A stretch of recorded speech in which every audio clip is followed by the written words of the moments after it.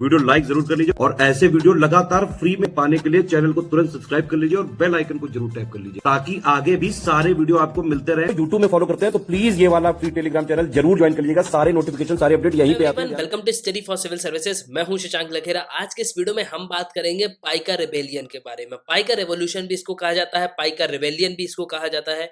भारत के इतिहास की क्या ये पहली क्रांति है? देखो, कई सारे जो है आर्टिकल्स पब्लिश होते हैं, कई बार जो है इस चीज को यहाँ पे कहा भी गया कि पाइका रेवोल्यूशन को, पाइका रेवेलियन को पहली क्रांति जो है भारत की, इसको डिक्लेयर करना चाहिए। और अंत में मैं आपको ये भी बताऊंगा कि क्या ये सही है कि इसको हम जो है पहली क्रांति मानेंगे या नहीं मानेंगे। लेकिन देखो, कल हमने बात करी थी सन्यासी रिवोल्ट के बारे में, जो कि काफी इंपॉर्टेंट था। इस पे भी आपको कई सारे क्वेश्चंस जो है देखने को मिलेंगे। इसके पहले हमने 1857 का रिवोल्ट जो है डिस्कस किया।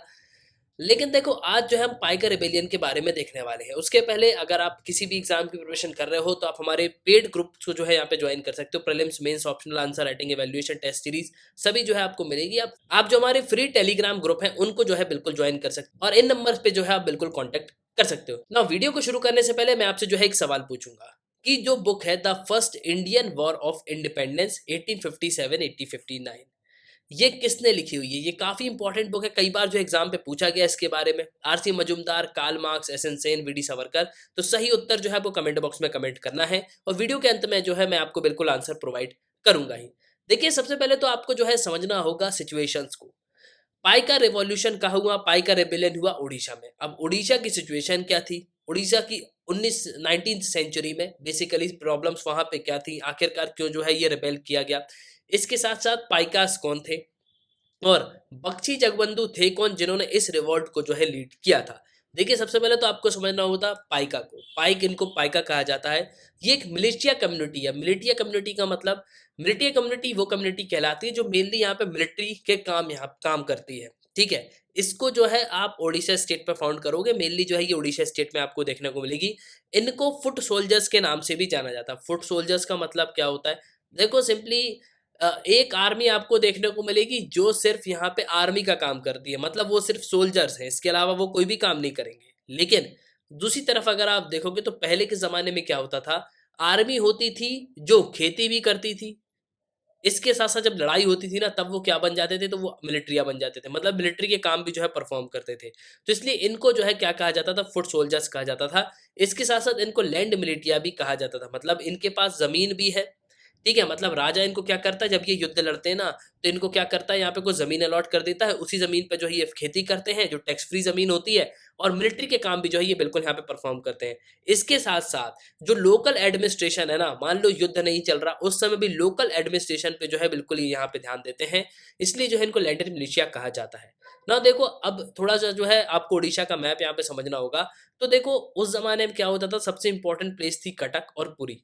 पुरी में क्या था, जगन्नाथ टेम्पल था। और अगर पुरी में आपका एक बार शासन स्थापित हो गया तो समझ लो आप जो है बिल्कुल राजा बन गए। ठीक है, तो साउथ अगर आप उड़ीसा की तरफ जाओगे तो आपको पुरी जो है सबसे इंपॉर्टेंट प्लेस देखने को मिलेगी, क्योंकि पुरी में जो है आपको टेम्पल भी देखने को मिलेगा।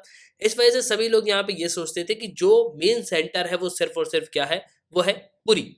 अब देखो, होता यहाँ पे क्या है कि एक जमाने में पहले तो यहाँ पे मुगल रूल था। 1526 में बाबर आता है। बाबर जो है अटैक करता है, धीरे धीरे करके वो एक्सपांशन की पॉलिसी को अपनाता है और काफी बड़ा हिस्सा जो है क्या करते हैं, मुगल अपने अंडर में ले लेते हैं। 1592 आते आते मुगल रूल जो है पूरे तरीके से स्टेब्लिश हो जाता है। इसके साथ साथ अगर आप देखोगे तो मुगल रूल तो अब आ चुका है, लेकिन जो रेगुलर एडमिनिस्ट्रेशन है, मतलब जो नीचे का एडमिनिस्ट्रेशन है, वो कौन कर रहा है, जो लोकल जो किंग्स है वही जो है कर रहे हैं। मतलब मुगल क्या करते हैं, यहाँ पे एक पपेट की तरह जो है यहाँ पे इनको छोड़ के चले जाते हैं कि भैया तुम जो है यहाँ का शासन देखोगे और हमें जो है प्रॉपर यहाँ पे पैसे देते जाना है। तो जो लोकल किंग्स है वो भी यहाँ पे खुश हो जाते हैं। क्यों? क्योंकि उनकी बादशाह जो है बिल्कुल यहाँ पे सलामत है, उनको कोई भी दिक्कत नहीं होने वाली। उनको सिर्फ जो है यहाँ पे टैक्स भेजना है, किसको, मुगल को। तो टैक्स जो है उनको चला जाता है। अब देखो, यहाँ पे होता क्या है कि मुगल के रूल के साथ साथ धीरे धीरे जो है मराठास भी यहाँ पे राइज होते हैं। मतलब एक समय तक मुगल का शासन ठीक चला, लेकिन आने वाले समय में मराठा जो है 1751 में पूरा जो है यहाँ पे टेक ओवर कर लेते हैं। और कटक कटक जो है ना, ये सब किसके कंट्रोल में आ जाता है, मराठा के कंट्रोल में आ जाता है। लेकिन 1803 में जो है पूरा ब्रिटिश जो है इन सब चीजों को यहाँ पे कंट्रोल कर लेते। कैसे? देखो, एक्चुअली में सेकंड एंग्लो मराठा वॉर जो है यहाँ पे हो जाती है स्टार्टअप। सेकंड जब एंग्लो मराठा वॉर होती है ना, तो पहले ही जो है बहुत सारा हिस्सा जो है ब्रिटिशर्स यहाँ पे कब्जा लेते हैं। धीरे-धीरे करके जो ये कटक की तरह यहाँ पे बढ़ते हैं। तो कटक की तरफ जब यहाँ पे बढ़ते हैं ना, तो 1803 आते-आते पूरे तरीके से कटक को भी जो है मराठा से ये लोग छीन लेते हैं। और देखो, यहाँ पे जो कटक का राजा था ना उस समय का, उससे जो है ब्रिटिश क्या बोलते हैं कि हम जो है आपकी मदद चाहते हैं, आप जो है हमारी मदद कर दो। और अगर आप हमारी मदद करोगे तो हम जो है आपको बहुत सारा पैसा भी यहाँ पे देंगे और ये जो पूरा शासन है ये आपका ही रहेगा, मतलब ये जो पूरा एरिया है ना ये आपके ही अंडर में रहने वाला है। तो ब्रिटिशर्स का साथ कौन देता है? जो उस समय उड़ीसा के राजा होते हैं ना वो यहाँ पे देते हैं। अब देखो, उड़ीसा का राजा उस समय कौन था? तो मुकुंद देव टू जो है उस समय का राजा था। मुकुंद देव टू राजा तो था, लेकिन ये बहुत ही कम उम्र में जो है राजा बन जाता है। अब इसका दीवान कौन था? तो जय राजगुरु ये दीवान था। जगबंधु विद्याधर महोपात्रा, ये भंबरा राया, ये जो है पॉपुलरली इनको बख्शी के नाम से जाना जाता है। और ये जो है आर्मी चीफ थे, ठीक है? तो ये आर्मी चीफ थे किसके? मुकुंद देव टू के। अब यही जो है यहाँ पे रेबेलियन करेंगे आगे चल के। देखो, आगे चल के होता यहाँ पे क्या है कि पहला रेबेलियन तो यहाँ पे जय राजगुरु दीवान जो है कर चुके होते हैं। अब कब वो इसलिए करते हैं क्योंकि उसके जो है बहुत सारे रीजंस हमको देखने को मिलते हैं। अभी रीजन मैं आपको बता दूंगा।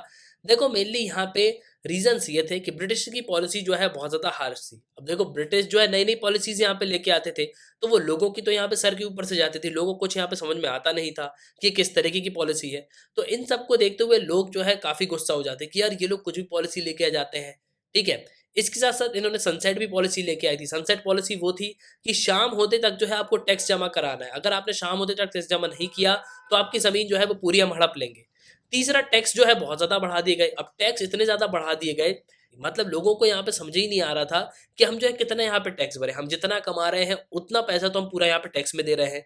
तो हम बेसिकली यहाँ पे करेंगे क्या? अब देखो, दूसरी चीज़ यहाँ पे ये है कि इनके साथ-साथ जो पाइका पीपल है ना, वो भी काफ़ी ज़्यादा डिप्रेस्ड हो गए थे। अब देखो, ये इनकी खेती जो है वो पूरी तरीके से यहाँ पे जा रही थी क्योंकि इनके पास तो टैक्स फ्री लैंड थी ना, मतलब राजा तो इनको टैक्स फ्री लैंड यहाँ पे देता था, लेकिन अब इनको टैक्स देना पड़ रहा था, तो कहीं न कहीं इनके मन में भी गुस्सा था। सबसे इम्पोर्टेंट रीज़न था कि सॉल्ट राइट जो है पूरे तरीके से यहाँ पे एबॉलिश कर दिए गए। सॉल्ट राइट का मतलब ये था कि पहले जो है आप यहाँ पे क्या कर सकते हो, सॉल्ट को अपने घर में बना सकते हो और उससे जो है लोग यहाँ पे सॉल्ट को बेचते भी थे। अब देखो, जो कोस्टल रीजन होता है वहाँ तो सॉल्ट आप बना ही सकते हो, लेकिन जो उड़ीसा में जो ब्रिटिशर्स थे ना, उन्होंने इस राइट्स को जो है पूरी तरीके से यहाँ पे एबॉलिश कर दिया कि आप जो है कोई भी सॉल्ट जो है नहीं बना सकते। अब देखो, इसके बाद हुआ ये कि लोगों की ज़िंदगी पे जो है एक बहुत बड़ा असर पड़ा। इकोनॉमिकली लोगों की जो है स्थिति बहुत ज़्यादा खराब हो गई। ब्रिटिशर्स जो है मार-मार के ज़मीन हड़प रहे थे। इसके साथ जो पैसे हैं वो भी इनके पास नहीं थे, काम इनके पास तो था ही नहीं। ऑलरेडी ब्रिटिशर्स जो है अपने फॉरेन के सामान को यहाँ पे भेजते थे, ठीक है? हमारा सामान जो है बिक पाता नहीं था। तो इतने सारे कारण जो है आपको देखने को मिलेंगे। तो ओवरऑल अगर आप देखोगे तो जो हमारे लोग थे उनके पास पैसों की जो है बहुत ज़्यादा कमी आ रही थी। इसके साथ-साथ उनको जो है इमोशनली भी बहुत ज़्यादा परेशान किया जा रहा था। दूसरी तरफ अगर आप देखोगे तो अब होता यहाँ पे ये है कि जिस तरीके से जगबंधु जो है अपनी ज़मीन को लॉस्ट कर जाते हैं। देखो, होता क्या है कि जैसे सबकी ज़मीन जा रही है ना, तो जगबंधु की भी जो है यहाँ पे क्या जाती है, ज़मीन। अब इसके बाद जो है यहाँ पे रिवॉल्ट जो है बिल्कुल शुरू हो जाता है। 1817 में ये रिवॉल्ट जो है पूरे तरीके से यहाँ पे शुरू हो रहा है। लेकिन जो कहानी अभी पहले मैंने आपको बताई, वो लगभग आप मान के चलो कि 3 से 10 साल जो है पुरानी है। मतलब 1804 के बाद से अगर आप देखोगे, तो ये चिंगारी जो है भड़कती रही और अंततः 1817 में जो है पूरे तरीके से रिवॉल्ट जो है शुरू हो गए थे। अब देखो, यहाँ पे हुआ क्या कि गवर्नमेंट एस्टेब्लिश जो पुलिस स्टेशन थे, इनके जो भी ऑफिस थे, उन पे जो है अटैक करना शुरू किया गया। मतलब धीरे-धीरे करके बहुत ही बड़े लेवल पे जो है यहाँ पे अटैक हुआ। लेकिन बाद में जो है यहाँ पे पुरी पे अटैक किया गया। मतलब जो पीपल्स हैं, जो लोग हैं, जो पाइका लोग हैं, वो सब यहाँ पे इकट्ठे होते हैं, पुरी पे जो है यहाँ पे अटैक करने की कोशिश करते हैं। और उसी समय जो यहाँ का राजा था ना, उसको जो है पुरी पे ही यहाँ पे रखा गया था, ठीक है? राजा को जो है पुरी यहाँ पे भेज दिया जाता है। और बाद में अगर आप देखोगे तो ये रिवॉल्ट जो है धीरे-धीरे पूरे ऑल ओवर जो एरिया है वहाँ पे फैलना जो है शुरू हो जाता है। अब देखो, जो आस-पास के जो छोटे-छोटे राजा रजवाड़े हैं ना, वो भी यहाँ पे साथ में जाते हैं। जैसे कि राजा ऑफ कुंजंग, ये भी जो है साथ में जाता है कि हाँ भाई, हम भी लड़ेंगे बिल्कुल जो है। इसके साथ-साथ कनिका के जो राजा है, ये भी यहाँ पे आ जाते हैं। और भी जो बहुत सारे लोग हैं, फार्मर्स हैं और जो डिप्राइव्ड सोसाइटी है, सभी लोग यहाँ पे एक साथ आके जो है लड़ते हैं। लेकिन देखो, आखिरकार आपको पता ही है कि उस समय की हमारे पास तो कुछ टेक्नोलॉजी थी नहीं, इतने अच्छे वेपन्स तो थे नहीं, लेकिन फिर भी इन लोगों ने जो है बहुत ही ज़्यादा वीरता से जो है इस लड़ाई को लड़ा है। अब देखो होता क्या है अंत में कि ब्रिटिशर्स जो है अपना बहुत सारा रीइंफोर्समेंट बुला लेते हैं। रीइंफोर्समेंट का कहाँ से आता है? देखो बंगाल बिल्कुल पास में है, तो कलकत्ता से जो है वो बहुत ज़्यादा क्या करते हैं अपनी जो रीइंफोर्समेंट है उनको यहाँ पे बुला लेते हैं। और उस ज़माने में कैपिटल भी जो है कलकत्ता हुआ करती थी। तो ये जो है बहुत सारा क्या करते हैं रीइंफोर्समेंट बुलाते हैं कलकत्ता से और आखिरकार इस पूरे आंदोलन को जो है बहुत ही बुरी तरीके से दबा देते हैं। नवंबर 1817 में पूरे तरीके से ये जो रिबेलियन है पूरे तरीके से जो है ख़त्म हो गया था। तो शुरू ही 1817 में हुआ था और कुछ ही महीने ये चला। 3, 4, 5 महीने अगर आप देखोगे तो बहुत अच्छी पोज़ीशन रही। मतलब जो हमारे लोग हैं वो काफ़ी अच्छे से जो है यहाँ पे रिवोल्ट कर रहे थे और जो ब्रिटिशर्स हैं उनको काफ़ी ज़्यादा यहाँ पे नुकसान भी हुआ और इसमें एक ब्रिटिश ऑफिसर भी है, उसकी भी जो है यहाँ पे जान चली गई थी। तो वो काफ़ी इंपॉर्टेंट ऑफिसर था, लेफ्टिनेंट था वो, उसकी भी जो है यहाँ पे जान चली गई थी। अब देखो एट लास्ट यहाँ पे ये क्वेश्चन यहाँ पे ये आता है कि क्या ये पहला रिवॉल्ट है? देखो अगर आप 1857 का रिवॉल्ट देखोगे और अगर हम 1817 का रिवॉल्ट देखते हैं तो उसके मुकाबले अगर आप देखो तो 1857 का जो रिवॉल्ट था ये पहला जो है बिल्कुल रिवॉल्ट माना जाता है। इसलिए माना जाता है क्योंकि अगर आप कई सारी किताबें पढ़ोगे उसमें इसको बहुत ही वास्ट तरीके से बताया गया। इसके साथ साथ मेजर जो सिटीज है हमारी जैसे कानपुर, लखनऊ, दिल्ली, हर एक जगह से जो है आपको बिल्कुल लोग देखने को मिलेंगे। बहुत सारे लोग जो हैं इस 1857 के रिवोल्ट में जो है बिल्कुल यहाँ पे शामिल हुए। सभी लोगों ने जो है अपना बढ़-चढ़ के योगदान दिया। लेकिन जिस तरह की सिचुएशन हमारी 17 और 57 में अगर आप देखोगे ना, तो हमारे पास हथियारों की बहुत ज़्यादा कमी थी, कम्युनिकेशन जो है प्रॉपर यहाँ पे था नहीं। लेकिन एट लास्ट अब आप यहाँ पे ये बोलोगे कि क्या जो जगबंधु हैं, उनकी यहाँ पे डेथ हो गई थी क्या एट लास्ट में? ब्रिटिशर्स ने उनको मार दिया था। देखो ब्रिटिशर्स ने जो है उनको यहाँ पे कैप्चर कर लिया था। मतलब जो बख्शी जगबंधु हैं वो सरेंडर कर देते हैं 1825 में। 1817 में यही रिवॉल्ट जो है खत्म हो गया था। लेकिन 1825 तक 7 से 8 साल तक जो है यहाँ पे गोरिल्ला वॉरफेयर चला। मतलब ये छुप के जो है बिल्कुल यहाँ पे वार करते थे। आखिरकार 1825 में जो है ये सरेंडर कर देते हैं और 1829 में जो है इनकी यहाँ पे मृत्यु हो जाती है। तो मेनली अगर आप देखोगे तो ये भी जो है एक काफ़ी बड़ा विद्रोह रहा है। हमारे लोगों ने बढ़ चढ़ के जो है इस जो रिवॉल्ट है उसमें जो है हिस्सा लिया है। तो एट लास्ट आई होप कि आपको जो है आज के इस वीडियो में काफ़ी कुछ जानने को मिला होगा। आप अपने ओपिनियन लिखिएगा ज़रूर। इसी के साथ ये था इस वीडियो का। सुनने के लिए बहुत धन्यवाद। जय हिंद, जय भारत।